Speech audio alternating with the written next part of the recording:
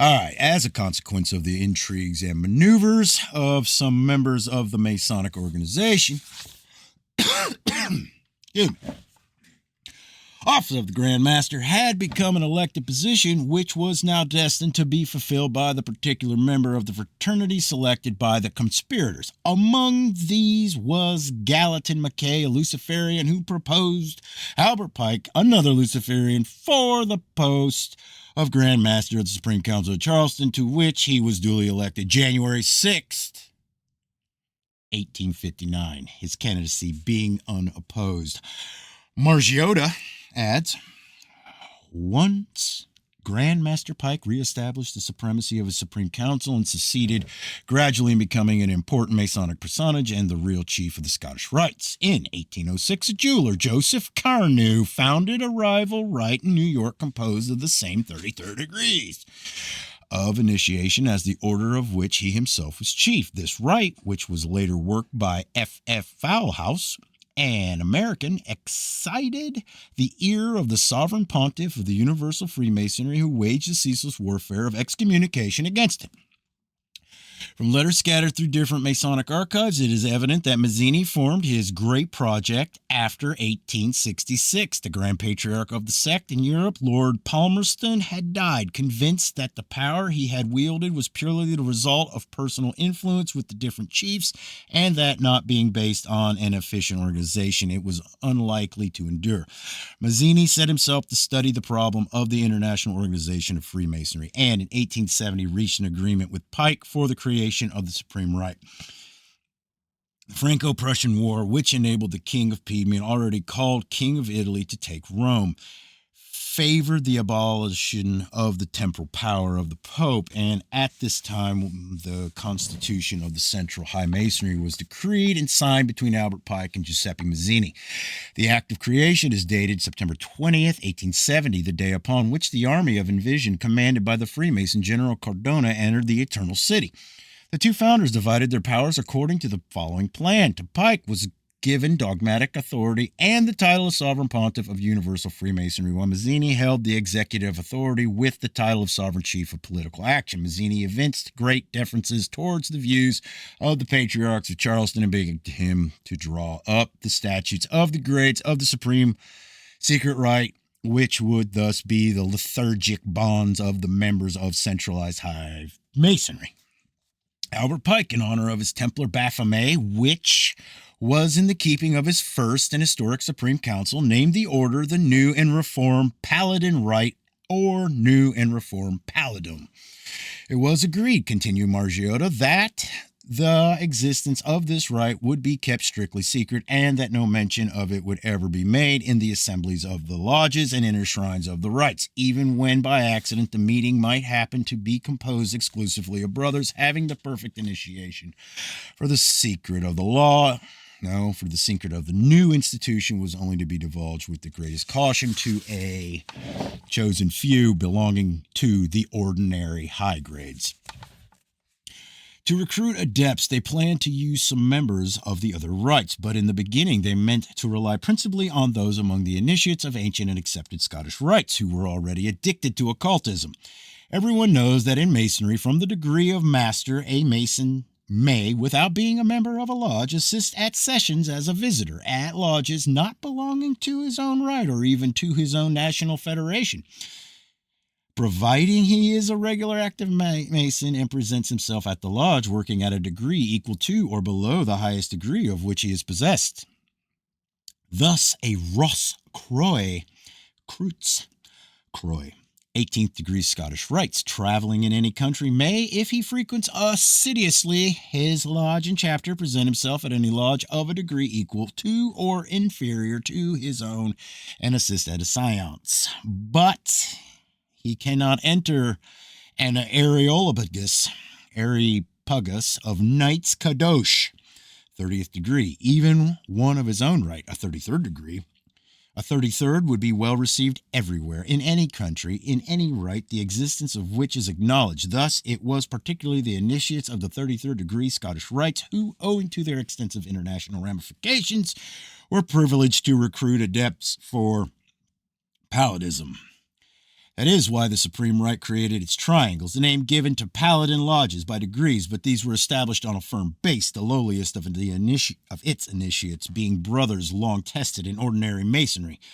One will better understand these precautions knowing that Palladism is essentially a Luciferian rite. Its religion is Manichaean neo-Gnosticism, teaching that divinity is dual and that Lucifer is the equal of Adonai, with Lucifer, the god of light and goodness, struggling for humanity against Adonai, the god of darkness and evil. In stating this principle of the secret cult of the triangles, Albert Pike had only specified in unveiling the dogmas of the high grades of all other masonry, for in no matter what right, the great architect of the universe is not the God worshipped by the Christians. For other reasons, these precautions were still necessary in order to render possible the exercise of supreme central directing power, reaching all the rights through the personal influence of the elects and perfect initiates, these being invested with privileges and giving the impulse which emanated from the source of the highest universal authority. If brothers not fully initiated had suspected the existence of supreme organization, it is evident that in the ordinary lodges there would always have been a tendency to resist the motions of such privileged persons. To ensure the creation and good working of this formidable machine of palladism, Mazzini had reserved for himself the office of chief of political action, nor had he hesitated in bowing to the will of the Patriarch of Charleston, who, by his preponderance on Scottish rights, could easily penetrate all countries of the globe. With the newest institution, that is the reason for Mazzini giving supremacy to the dogmatic over the political authority in international Freemasonry. The Holy See, spelled S-E-E, of the dogma for the whole Masonic world was set up at Charleston, the sacred city of the Palladum. Pike, the sovereign pontiff of Lucifer, was the president of the Supreme Dogmatic Directory, composed of 10 brothers of the highest grades who formed a Supreme Grand Lodge of Emeritus Masons. The Sovereign Executive Directory of the High Masonry was established at Rome under Mazzini himself, who, knowing the rivalry between the different Supreme Councils in Italy, seldom appeared at the official meetings of the Grand Orient of Rome. And so as not to awaken suspicion in the minds of ordinary high-grade Italian Masons in whom he had not confided the secret of the new institution, pretended to be occupied with socialism only. But, nope, what was this interest, plan, or pretense? It actually says rut, not but. I don't know if it's supposed to be but or rut, but rut sounds funnier. Rut was this interest, plan, or pretense. And no, I'm not talking like a fucking Cartman, because that shit's old and played out.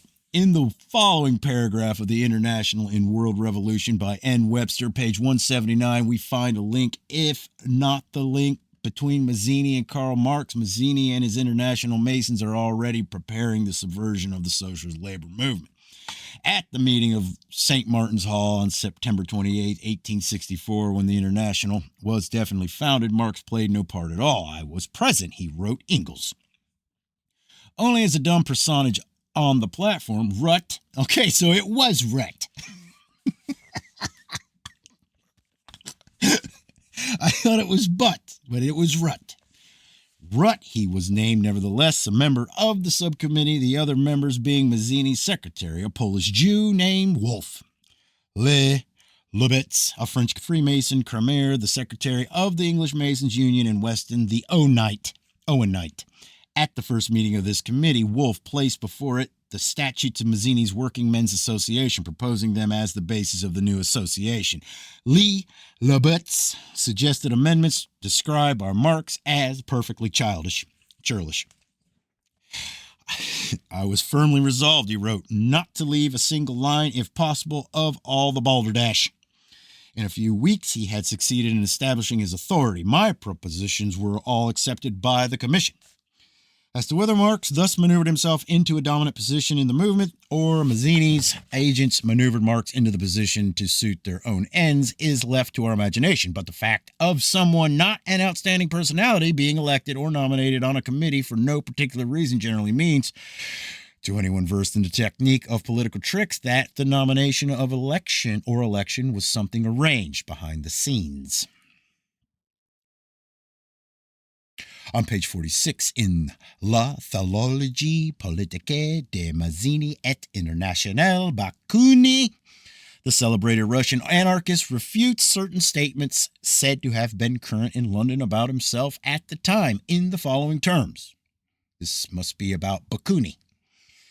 But in 1864, while on my way through London, he, Karl Marx, came to see me and assured me that he, Mazzini, had never taken any part, directed or indirect, in these calumnies against me, which he himself had considered most infamous. I had to believe. It is a fact that for a certain length of time, Mazzini and Marx were closely associated. An eminent Mason, the atheist leader of the Italian socialists, Alberto Mario, husband of Miss Jessie White, an ardent Mazzinian, and the authoress of the history of her hero, Della Vita de Giuseppe Mazzini, was moreover a tool of Pike, whom he generally consulted on all important matters. Thus, in order to divert the attention of the imperfect initiates, Mazzini organized a Congress of Working Men in Rome in October 1871. A close examination of the work of this Congress shows, however, that it was only pretense, for nothing practical was attempted or accomplished. On the other hand, he busied himself with grouping all the political elements of the sect, in which occult maneuver his agent, Ardonio Lemmy, helped him more than anyone else. When Pike sent him a copy of his Luciferian rituals, Mazzini was full of an enthusiastic praise for his colleague's work, which he expressed in his articles La Roma del Popolo. The public, however, failed to understand the sentiment that inspired him to proclaim the existence of a divinity and denounce materialism and atheism. One was puzzled to find this man a mystic. He showed himself extremely religious, yet he declared himself the sworn enemy of the church. Pike's literary achievements were numerous. These were Ariel, Morals and Dogma, the Sacred Hymns, the Sefer Devarim, Book of the World, Legenda Magistralia, Ritual of the New and Reformed Paddleism, 4th grades out of 5, the Book of Revelations, the Supreme Verb, the Ritual of Elect Magus, and the Book of Adapino, which later contains the prophecies concerning the reign of the Antichrist from the satanic point of view.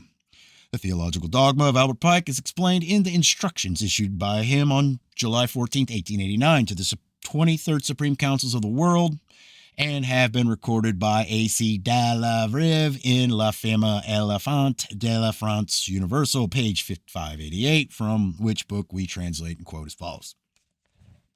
That which we must say to the crowd is, we worship a God, but it is the God that one adores without superstition. To you, Sovereign Grand Inspectors General, we say this, that you may repeat it to the brethren of the 32nd, 31st, and 30 degrees. The Masonic religion should be, by all of us initiates of the high degrees, maintained in the purity of the Luciferian doctrine. If Lucifer were not God, would Adonai, the God of the Christians, whose deeds prove his credulity, perfidy, and hatred of man, barbarism, and repulsion of science, would Adonai and his priests culminate him? Yes, Lucifer is God, and unfortunately Adonai is also God. Damn, dude, these guys are fucking nuts. I love this shit. For the eternal law is that there is no light without shade and no beauty without ugliness, no white without black, for the absolute can only exist as two gods, darkness being necessary to light and to serve as its foil, as the pedestal is necessary to the statue, and the brake to the locomotive. God, dude, this is insane. I don't know if I can be professional reading this. This is insane. Oh, it's too much. It's too much for today. It's awesome. All right. Not that Lucifer is God. It's not what I'm all like, oh, no, that's not what I'm in that's not what I'm awesome about. I'll be back to this book.